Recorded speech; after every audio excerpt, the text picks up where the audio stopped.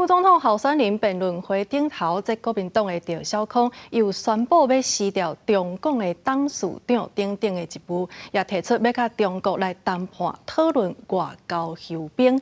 这民进党萧美琴伊嘛表示讲，会发挥家己的美国经验来深化台湾甲美国的关系。也那民众党的吴欣盈伊是表示讲，这拿赢我中国，绿赢是反中国，已经失去台湾的主体性。民众党一定会行出第三条路。副总统候选人辩论会，国民党赵少康失去中共董事长等职务，佮提出离职书签名，加做全场的焦点。媒体提问三人打动选，安怎提供协助突破外交困境？民进党萧美琴表示，会发挥家己驻美经验，就是深化甲理念，优化关系。民众党吴欣盈是佮批评外交部认为未来爱注重国际智慧外交。赵少康是主张应该甲中国讲外交休兵，各项经济实力得到别国的尊重。务实的做法就是以台湾实质需要的议题来找寻生存的空间。我觉得外交部就是穿国王的新衣，然后被我点破薄情杀啦。注重这个双向贸易协定跟双向的一些交流，还是要跟大陆谈外交休兵，不要再抢来抢去了。第二点，我们自己的实力要提升。在中华民国宪法正做大选两化政策的核心基地，萧美琴佮指出，国民党将九二共识化的宪法当作复国新生，这是唔对的。赵少康回击，共识演无共，强调国民党自头到尾反对一国两制，佮批评热情的大道才造成灾难。吴欣盈表示，那可中一款中拢失去台湾主体性，民进党会行出第三路线。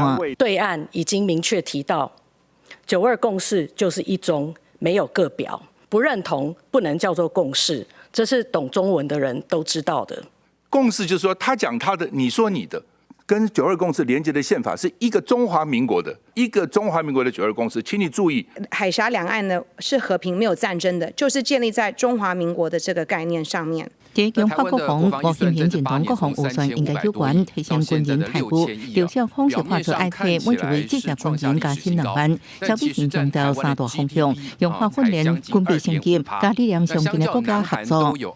要军朝实战化、专业化、合理化、透明化的方向改革。重赏之下必有勇夫，我们用比较高的待遇募集一些有志之士、愿意为国效劳的职业军人。能够自己做的就自己做，不能自己做的我们去买。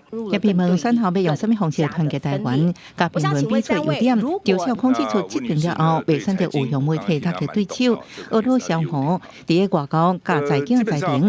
萧美琴表达愿意邀请两位对手共商国事，钦佩着个口才甲我愿意为国家奉献的理想。吴欣盈是指出跨党派合作的重要性，按过不讲对哪里付出的看法，反对台讲国问题优点，记者综合报道。